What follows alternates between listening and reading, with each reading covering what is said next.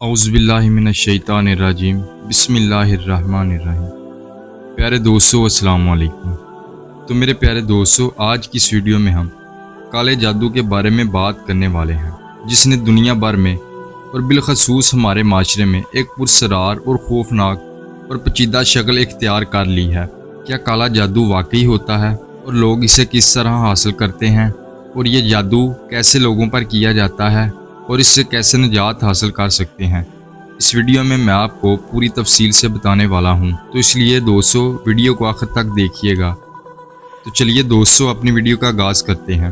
سب سے پہلے آپ اس چیز کو سمجھ لیں کہ دین اسلام میں جادو کو شدید ترین گناہ اور کھلا شرک قرار دیا گیا ہے۔ اسلام کی نظر میں جادو سیکھنا، جادو کرنا یا کسی سے جادو کروانا، یہ تمام افعال انسان کو دائرہ اسلام سے خارج کر دیتے ہیں۔ نبی کریم صلی اللہ علیہ وآلہ وسلم کا واضح ارشاد ہے کہ جادو سے دور رہو، کیونکہ یہ انسان کو تباہی اور دوزخ کی آگ کی طرف لے جاتا ہے۔ جادو کرنے اور کرانے والوں دونوں ہی دوزخی ہیں، کیونکہ یہ عمل بندے کو اللہ تعالیٰ کی ذات و برکات اور اس کے رسول صلی اللہ علیہ وآلہ وسلم کے تمام احکامات سے کوساں دور لے جاتا ہے۔ جادو کی بنیاد نجاست اور ایمان کے سودے پر ہے۔ آپ کو میں بتا دوں یہ لوگ کس طرح حاصل کرتے ہیں۔ کیا آپ نے کبھی سوچا ہے کہ کالا جادو کرنے والے اپنے شیطانی عمل میں کامیاب کیسے ہوتے ہیں؟ اس کی بنیادی وجہ یہ ہے کہ جادو کی عمارت گندگی، نجاست اور پلیدگی کی اینٹوں پر رکھی جاتی ہے۔ اس شیطانی اور ملعون علم کو حاصل کرنے کے لیے انسان کو سب سے پہلے اپنے ایمان کو فروخت کرنا پڑتا ہے۔ جادو سیکھنے والا بدبخت نعوذ باللہ قرآن کریم کے مقدس الفاظ اور آیات کو الٹا پڑھتا ہے، مقدس کلمات کی بے حرمتی کرتا ہے اور جنات کی بیعت قبول کرتا ہے۔ ان شیاطین کی مدد حاصل کرنے کے لیے ان شیاطین کی پوجا کی جاتی ہے، ان کے نام کی ناز و نیاز دی جاتی ہے، ان کے سامنے سربا سجود ہوا جاتا ہے۔ کالے علم کے ماہرین اور اس کے متلاشی افراد اندھیری راتوں میں ویران قبرستانوں کا رخ کرتے ہیں اور وہاں جا کر کسی پرانی قبر یا قبر نما طریق جگہ پر مسلسل 40 روز کا خطرناک چلہ کاٹتے ہیں۔ ان 40 دنوں میں شیاطین انسان سے وہ کام کرواتے ہیں جو انسان کو گناہ کی طریقیوں میں مکمل طور پر غرق کر دے۔ وہ شخص اللہ کی یاد سے بالکل غافل ہو جاتا ہے اور سراسر شیطانی اعلی کار بن جاتا ہے۔ محترم ناظرین، اس بات میں کوئی شک و شبہ نہیں ہے کہ جادو ایک تلخ اور بڑی حقیقت ہے۔ یہ انسان کا ایسا خاموش دشمن ہے جس کی کاٹ انتہائی خطرناک اور اذیت ناک ہوتی ہے۔ قرآن مجید میں جگہ جگہ جادو کا ذکر موجود ہے۔ حضرت موسیٰ علیہ السلام اور فرعون کے جادوگروں کا واقعہ اس بات کی واضح دلیل ہے کہ جادوگروں نے اپنی لاٹھیوں اور رسیوں سے لوگوں کی آنکھوں پر جادو کر کے سانپوں کا گمنام پیدا کر دیا تھا، جسے اللہ تعالیٰ نے حضرت موسیٰ علیہ السلام کے عصا کے معجزے سے باطل کر دیا۔ لیکن تاریخ اسلام کا سب سے اہم اور دل دہلا دینے والا واقعہ وہ ہے جب خود سید النبی حضرت محمد صلی اللہ علیہ وآلہ وسلم پر جادو کرنے کی کوشش کی گئی۔ روایت میں آتا ہے کہ لبید بن عاصم نامی ایک کنیا پرور یہودی اور اس کی بیٹی نے مل کر حضور صلی اللہ علیہ وآلہ وسلم پر شدید خطرناک قسم کا جادو کر دیا تھا۔ اس جادو کا اثر نبی کریم صلی اللہ علیہ وآلہ وسلم کے جسم عطر پر ظاہر ہوا۔ آپ صلی اللہ علیہ وآلہ وسلم کو جسمانی بوجھ، سستی اور طبیعت میں نکاہت محسوس ہوتی تھی، لیکن یاد رکھیے اس جادو کا اثر آپ صلی اللہ علیہ وآلہ وسلم کے قلب مبارک، آپ کی نورانی عقل، آپ کے اعتماد یا آپ کی نبوت وحی پر ذرہ برابر بھی نہیں ہوا۔ چند روز تک جب آپ کیفیت برقرار رہی تو اللہ تعالیٰ کے حکم سے حضرت جبرائیل علیہ السلام آپ صلی اللہ علیہ وآلہ وسلم کی بارگاہ میں حاضر ہوئے۔ انہوں نے عرض کیا، یا رسول اللہ صلی اللہ علیہ وآلہ وسلم، ایک یہودی نے آپ پر جادو کیا ہے۔ وہ جادو کا تمام سامان فلاں کنویں کے اندر ایک بھاری پتھر کے نیچے چھپا کر دبایا ہے تاکہ اس کا اثر ختم نہ ہو سکے۔ حضور نبی کریم صلی اللہ علیہ وآلہ وسلم نے فوراً حضرت علی ابن طالب رضی اللہ تعالیٰ عنہ کو صحابہ کرام کے ساتھ اس کنویں کی طرف روانہ فرمایا۔ حضرت علی رضی اللہ تعالیٰ عنہ نے وہاں پہنچ کر کنویں کا پانی باہر نکالا اور کنویں کی تہہ میں موجود پتھر کو ہٹایا تو اس کے نیچے سے کھجور کے کھابے یعنی پتے کے غلاف کی ایک تھیلی برآمد ہوئی۔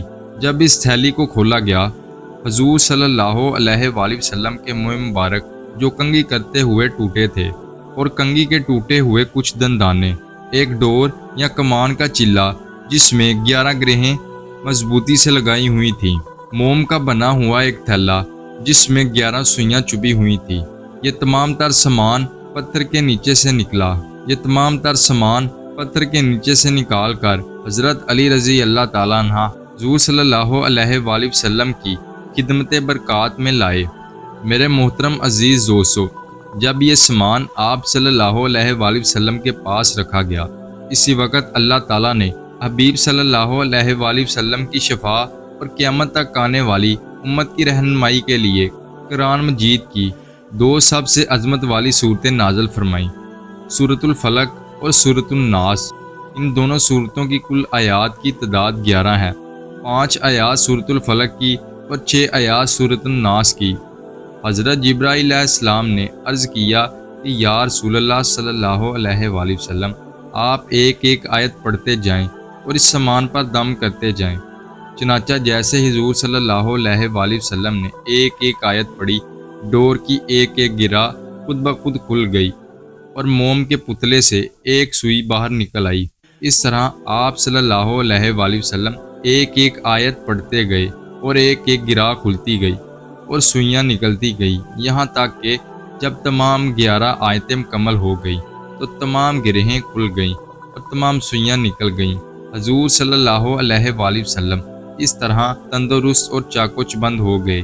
دین اسلام نے جادو اور تمام روحانی بیماریوں کے توڑ کے لیے جو سب سے طاقتور مجرب ترین روحانی علاج ہمیں عطا کیا ہے، وہ یہی معوذتین کا پڑھنا ہے۔ گرچہ قرآن مجید کی یہ آخری 2 صورتیں الگ الگ ناموں سے لکھی جاتی ہیں، لیکن ان دونوں صورتوں کا باہم اتنا گہرا معنوی اور روحانی تعلق ہے اور ان کے مضامین ایک دوسرے سے اتنی قریبی مناسبت رکھتے ہیں، انہیں مشترکہ طور پر معوذتین یعنی پناہ مانگنے والی صورتیں کہا جاتا ہے۔ امام بہقی رحمۃ اللہ علیہ نے اپنی مشہور کتاب دلائل نبوت میں تحریر فرمایا ہے کہ یہ دونوں صورتیں نازل بھی ایک ہی ساتھ اور ایک ہی واقعے کے پس منظر ہوئی تھیں، اسی وجہ سے ان کا مجموعی نام معوذتین رکھا گیا ہے۔ یہ صورتیں دراصل انسان کو جادو، حسد، جنات، شیاطین اور تمام تر برائیوں سے اللہ تعالیٰ کی پناہ میں دینے کی سب سے بڑی اور طاقتور دعائیں ہیں۔ اگر پورے یقین، ایمان اور اخلاص کے ساتھ ان کی تلاوت کی جائے تو کائنات میں اس سے بڑھ کر اور کوئی روحانی ڈھال نہیں ہو سکتی۔ علماء کرام کا اس بات پر مکمل اتفاق ہے کہ اگر کسی پر جادو کیا گیا ہو تو وہ شخص خود بھی یہ صورتیں پڑھ سکتا ہے اور کسی باعمل، متقی اور سنت کے پابند مسلمان عالم سے اپنا شرعی علاج بھی کروا سکتا ہے۔ میرے محترم ناظرین، جہاں ایک طرف جادو ایک حقیقت ہے، وہاں آج کی اس جدید دور میں لوگوں نے اسے پیسے کمانے کا بڑا دھندا اور آسان ذریعہ بنا لیا ہے۔ آج کل گلی گلی، سڑکوں پر اور سوشل میڈیا پر جعلی عالموں، نجومیوں، نام نہاد پیروں کا جال پھیلا ہوا ہے۔ ہمارے معاشرے کے سادہ لوگ، پریشان حال اور بیمار لوگ جب کسی مصیبت میں مبتلا ہوتے ہیں تو بغیر سوچے سمجھے ان جعلی عاملوں کی چرب زنی کا شکار ہو جاتے ہیں۔ نتیجہ کیا نکلتا ہے؟ لوگ اپنی زندگی بھر کی جمع پونجی ان کے قدموں میں نچھاور کر دیتے ہیں۔ کئی بار لوگ اپنی قیمتی دولت کے ساتھ ساتھ اپنی عزت اور ایمان بھی گوا بیٹھتے ہیں۔ یہ جعلی عمل لوگوں کو مزید وسوسوں اور وہم میں مبتلا کر دیتے ہیں کہ آپ کے گھر پر کسی رشتہ دار نے جادو کروا دیا ہے اور یوں ہنستے ہنستے خاندان میں نفرت کے بیج بو دیتے ہیں۔ یاد رکھیے، جادو ایک فریب ہے، کھلا شرک اور نفسانی خواہشات کو شیطانی عمل کے ذریعے حاصل کرنے کا ایک غلط اور عارضی طریقہ ہے۔ اس رستے پر چلنے والے انسان اپنی دنیا بھی برباد کرتے ہیں اور آخرت بھی گنوا بیٹھتے ہیں۔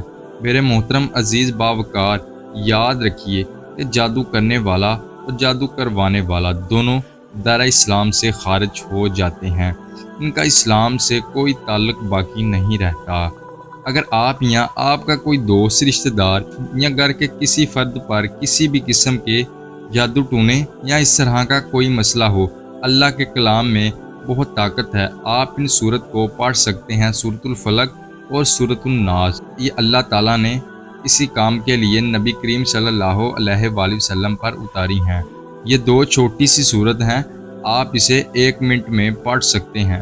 تو کوئی بھی اسی قسم کا کام ہو تو دوستو آپ خود سے کوشش کیا کریں کہ ان آیات کا ورد کیا کریں۔ تو دوستو اگر آپ کو ویڈیو اچھی لگی ہے تو ہمارے چینل کو سبسکرائب کر دیں اور ویڈیو کو لائک کر دیں۔